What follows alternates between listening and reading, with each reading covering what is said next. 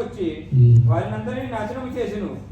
లోతు జనములలో జరిగినట్టును జరుగును. జనులు తినుచు త్రాగుచు కొనుచు అమ్ముచు నారు నాటుచు ఇండ్లు కట్టుచు చుండిరి. మరోసారి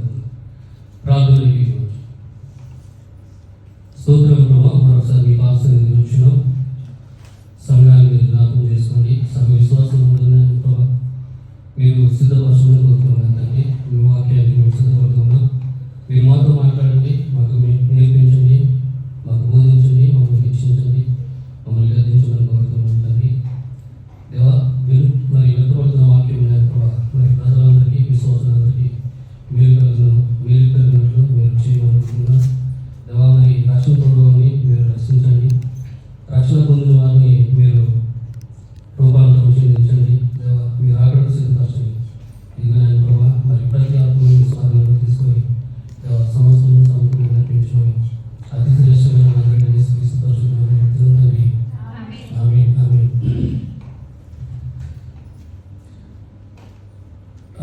ఈ లూకా సువార్త మరి 15వ అధ్యాయంలో అంత్య దినముల గురించి మరి మనిషి కుమారుని రాకడ గురించి, మనిషి కుమారుడు ప్రత్యక్షమయ్యే సమయంలో ఉండే మరి పరిస్థితుల గురించి మరి చాలా స్పష్టంగా చెప్పడం మనం ఇక్కడ గమనించవచ్చు.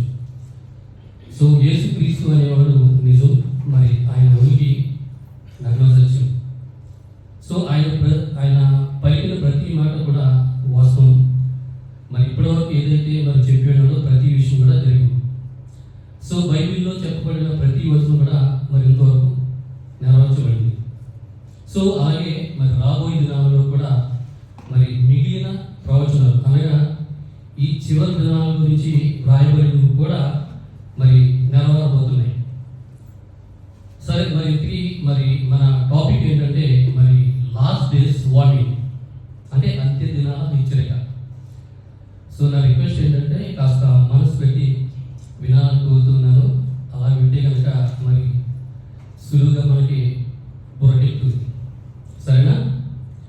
సో మనిషి కుమారుడు మరి ప్రత్యక్షమయ్యే దినమును ఎవరితో పోల్చాడంటే గత చరిత్రలో అంటే పూర్వం జరిగిన 2 సంఘటనల్ని ఇక్కడ ఉదాహరించడం జరుగుతుంది.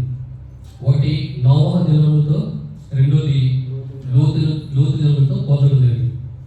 సో ఆనాటి నోవహు లేదా లోతు దినాలలో వారు భూమి మీద బ్రతికిన టైంలో అంటే వారి యొక్క సమాజంలో ప్రజలు మరి ఎలా బ్రతికారో, ఆనాటి పరిస్థితులు ఎలా ఉన్నాయి, అప్పటి ప్రజలు ఎలా జీవించారో, మరి జలప్రలయం వచ్చి నాశనం చేసి అగ్నిగంధకములు కురిసి మరి సొదొమ గొమొర్రా ప్రాంతాలకు వచ్చిన నాశనము ఇవి మరలా ఇప్పటి ప్రజలు అంటే మనకి తను జ్ఞాపకం చేస్తూ ఏం చెప్పాడంటే అంటే వారికి తెలియకుండానే వారు చేసినటువంటి పాపములకు మరి దేవుని యొక్క ఉగ్రత మరి తీర్పు తీక్షణముగా వారి మీదకి వచ్చాయి కనుక వారందరూ నాశనం అయిపోరని చెప్పాడు.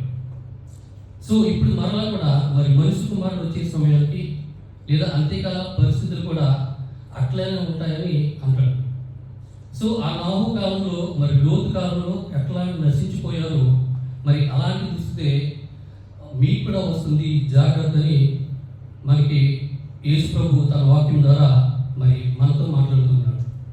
సో అందుకని దేవుని కొరకు మరి తెలుగుతో కూడినటువంటి సో విషయంగా మనం దీన్ని భావించాలి. సో ఆలస్యం చేయడం మరి ఎంత మాత్రం శ్రేయస్కరం కాదు. సో సగటు మనిషి మరి ఎట్లా ఆలోచిస్తారంటే, ఫర్ ఎగ్జాంపుల్ తీసుకుంటే స్టూడెంట్స్ ఎట్లా అనుకుంటారంటే, సో నేను ఇప్పుడు స్టడీ చేస్తున్నాను, సో నా గ్రాడ్యుయేషన్ కంప్లీట్ అయిపోయిన తర్వాత లేదా నా మాస్టర్స్ అయిపోయిన తర్వాత లేదంటే హయ్యర్ స్టడీస్ కంప్లీట్ అయిన తర్వాత నేను అనుకుంటాను మరి ప్రస్తుతం నేను యువకుడిని మరి యువతని మరి అమ్మాయిని పెళ్లి చేసుకున్న తర్వాత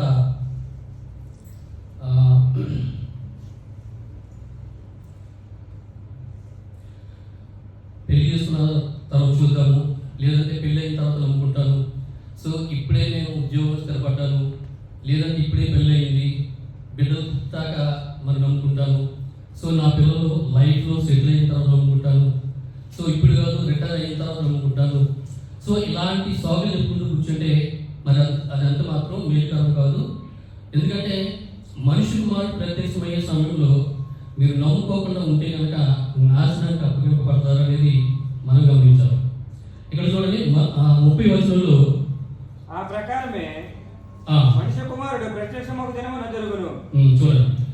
సో ఆ ప్రకారమే మనిషి కుమారుడు ప్రత్యక్షమగు దినమును జరుగును.